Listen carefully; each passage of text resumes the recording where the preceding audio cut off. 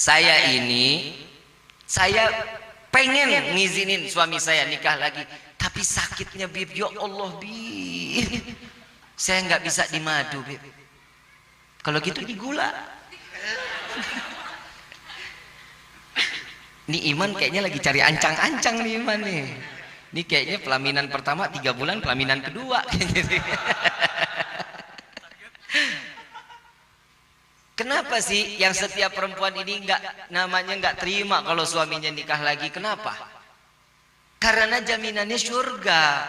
Syaitan akan membisikkan, nggak boleh, jangan, enak aja, ntar dibagi 2, rezeki lo kurang, ntar uang make up lo berkurang, uang dandanan lo, uang semuanya berkurang. Cintanya ntar dibagi, dia lebih cinta sama yang kedua karenanya lebih semok. Kan begitu. Tuh ibu udah dia ngomong, bahaya. Tapi apa diteruskan oleh Allah Subhanahu wa taala di dalam firman-Nya? Jika satu mencukupi, kata Allah, di dalam syariat, di dalam ketentuan hak kepada laki-laki, nggak boleh, cukup satu. Alhamdulillah, lega napas Bib. Tuh Pak, denger tuh Pak tuh. Nah sekarang saya juga mau ngasih juga amanah buat ibu-ibu. Kenapa saya banyak nasihatin perempuan? Karena demi Allah, demi Rasulullah, perempuan zaman sekarang yang namanya istri sama suami berani banget.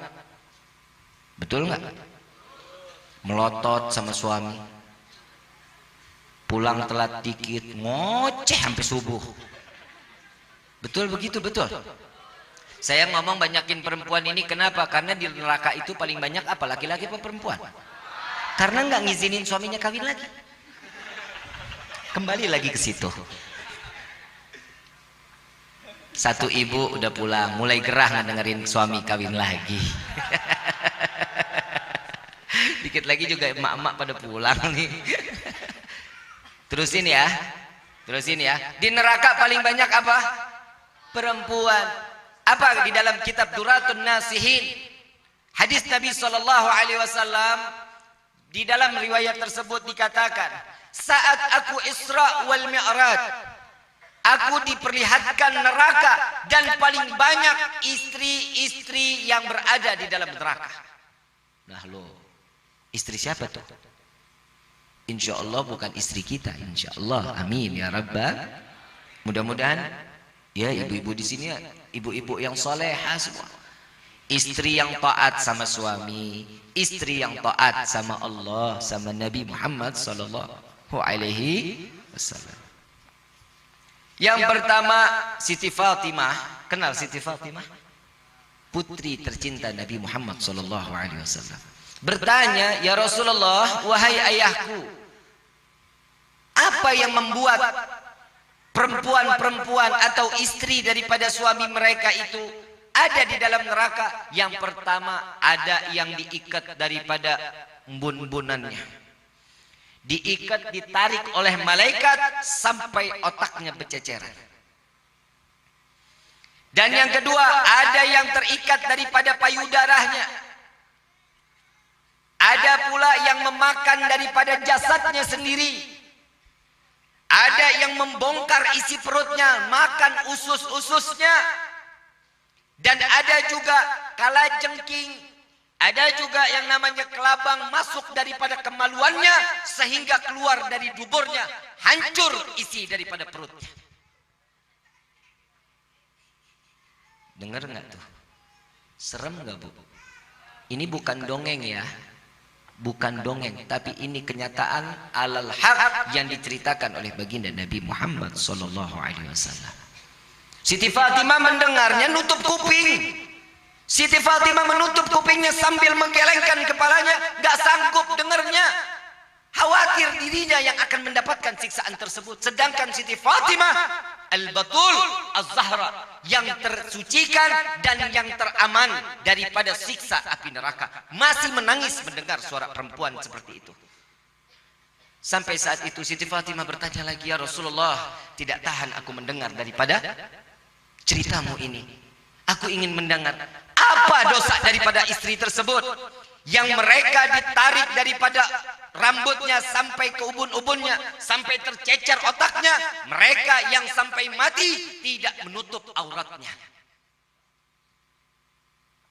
Dan yang kedua, yang menggantungkan daripada payudaranya, mereka yang mengumbar jasad atau badannya untuk dilihat daripada laki-laki yang bukan mahramnya. Yang ketiga, mereka yang memakan daripada daging-daging jasad sendiri karena mereka adalah seorang wanita yang demen berhias untuk dipandang untuk orang lain, bukan untuk menyenangkan suaminya.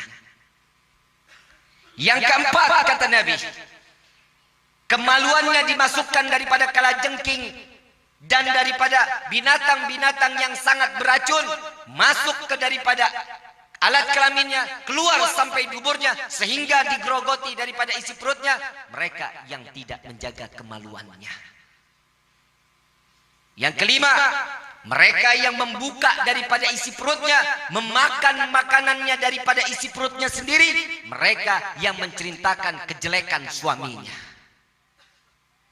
Ini kira-kira. Saya enggak menuduh, tidak berprasangka pun tidak.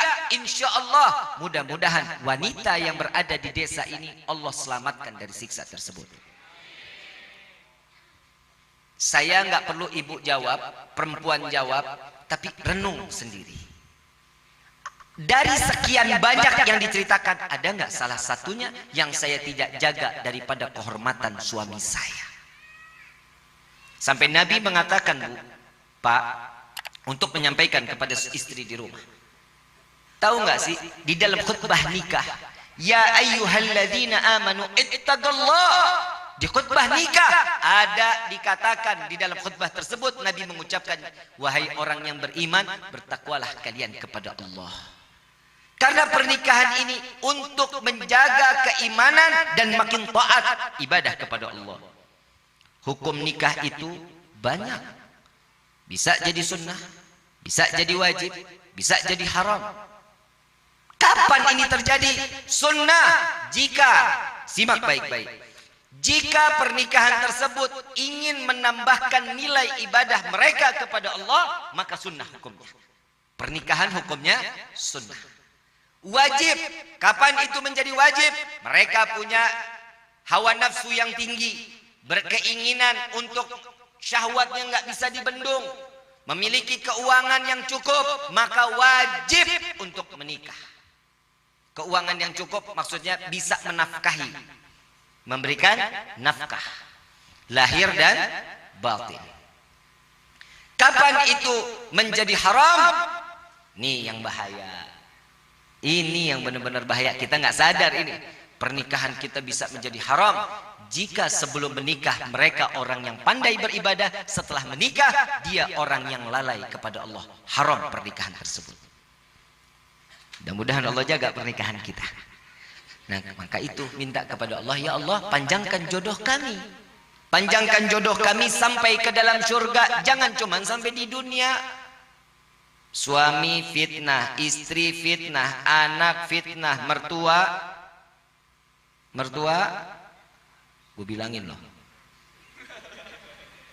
Mertua fitnah, tetangga fitnah, saudara fitnah, ipar fitnah.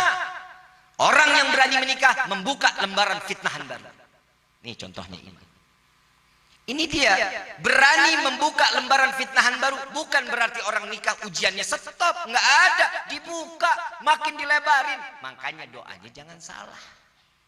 Kadang kita dikasih doanya, kadang suka bilang, ya Allah tambahkan hamba kesabaran, ya Allah tambahkan hamba kesabaran, sampai nangis. Kenapa? Ujian terus, Bib, nggak selesai. Ujian lagi, terus minta sabar. Iya, pantesan.